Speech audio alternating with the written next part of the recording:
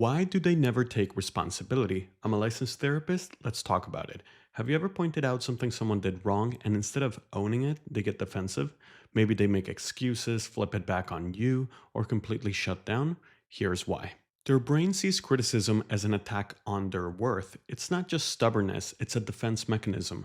The idea of being wrong feels so painful that their ego has to deflect, rationalize, or shift the blame. And the worst part, they don't even realize that they're doing it. But where does that leave you? Walking on eggshells, afraid to bring up anything because you know exactly how it's going to play out? No real conversation, no change, just frustration. Have you noticed this happening in your relationships? The longer this pattern continues, the worse it gets. The more they avoid accountability, the more fragile their ego becomes. Over time, even the smallest critique can set them off.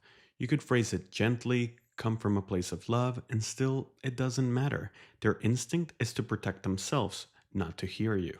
And that's the real problem. When someone refuses to take responsibility, they aren't just avoiding blame, they're avoiding growth. They repeat the same mistakes while the people around them suffer. Taking accountability is a skill. It requires overriding that instinct to protect the ego, and unfortunately, not everyone is willing to do that work.